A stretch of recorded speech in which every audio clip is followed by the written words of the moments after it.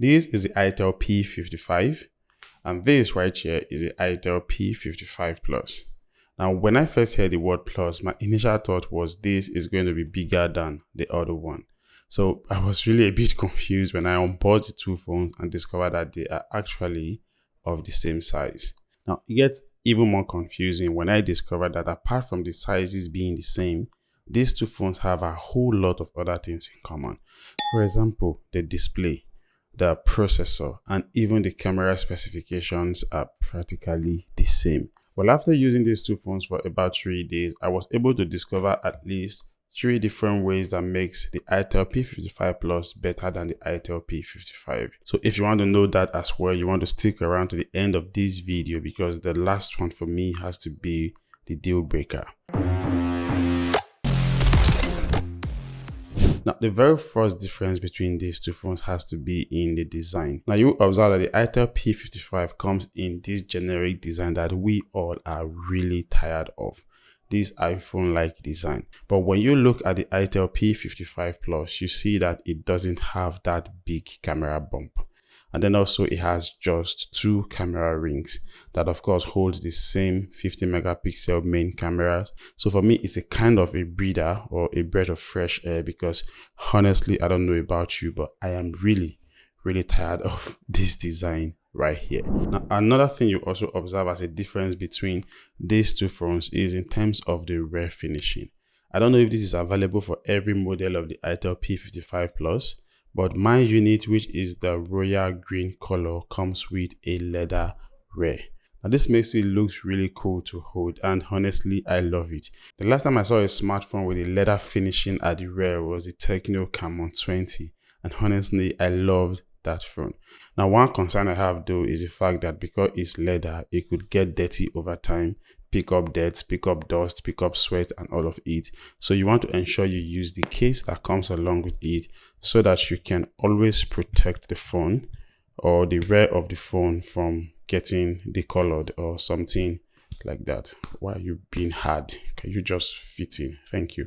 So that is at least something you really want to do. Now, when it comes to the display, it is practically the same with the Itel P55. It is the same 720 pixel resolution, the same 6.6 inches screen, the same 90 Hz refresh rate, and of course the same 500 nits of peak brightness. I really would have wished Itel would have given us a 1080p resolution on the Itel P55 Plus. Really, that would have made it a more better plus than just having the same resolution, refresh rate, and every other thing. Now, the fact is the screen is okay, it's vibrant. When I try to watch YouTube videos, I could watch up to 1440 pixel, which gives you these really vibrant, colorful videos on YouTube. The viewing angles are not so great, but then you really can't expect so much considering the price point of this device. Now, talking about price, the Itel P55 Plus comes with a base model of 8 gigs of RAM that you can upgrade up to 16 gigabytes.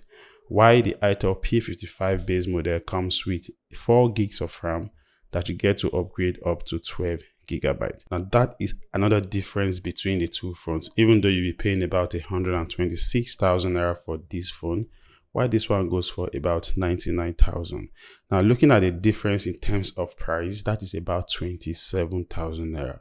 Now with that, you are getting what I've already said, an upgraded design and also really more RAM power, which you're going to need when it comes to browsing with your phone, switching between applications fluidly, and of course, improving your general user experience with this phone. The Unisoc T606 processor is what powers both phones, and I really don't think it is a good business idea from Itel.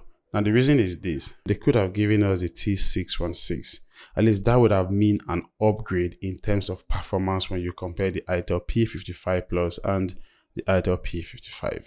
That is what you get, and I can tell you when it comes to basic smartphone operations, you're not going to have issues with this processor. It'll be able to handle it very well. Now, if you're a gamer, the fact is you may be able to play your games like Call of Duty Mobile and the likes on this device, but it won't be for long. Very soon you're going to start experiencing drop in frame rate and of course lag and all of those things that would just make your gaming experience not so good at all. Now, if you're still watching at this point, then nothing stops you from hitting on the subscribe button below, and of course giving this video a like so that more people get to see it. Yeah, now let's go to the last one. The last thing I feel makes these two phones really different, which is something you will notice even immediately you unbox the phone, and that is battery and charging.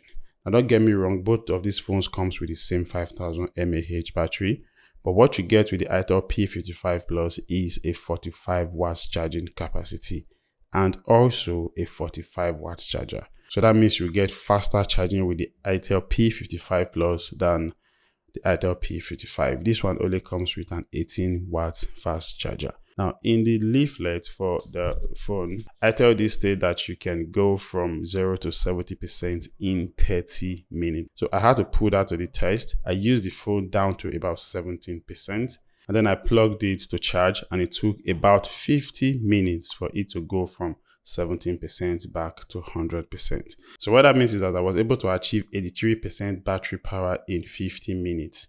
So when you look at the math, 83% in 50 minutes, 70% in 30 minutes.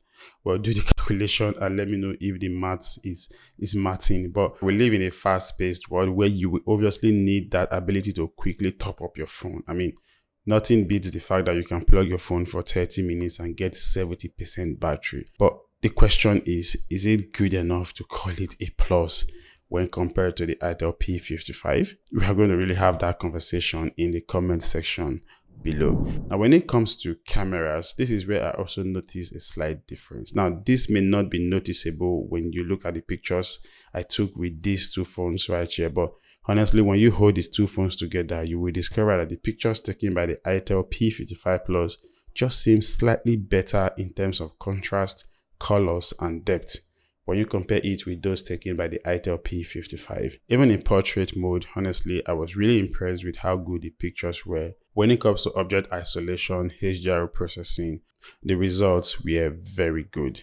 Now, just like the Itel P55, the P55 Plus also comes with an 8 megapixel selfie cameras. And these are some of the selfies I took with both phones. Let me know in the comment section if you notice any difference between the two of them. So in summary, like I said, I've been able to discover at least 3 ways that makes the Itel P55 Plus slightly better than the Itel P55. And that is in terms of the obviously better design, in terms of the slightly improved camera processing, in terms of the more RAM power that you have, and of course, most importantly, the faster charging you get. That's actually 4. Not 3. But let me know what your thoughts are in the comment section below. Do you think these 4 differences, these 4 things that I just mentioned, are good enough for you to spend that extra 27,000 naira to buy the Itel P55 Plus? We really should have this conversation in the comment section below. Now, I already have a review of the Itel P55, which is right over here, and also a review of the Techno Spark 20, which is a similarly priced device. You can click on any of these two and I will see you in that video.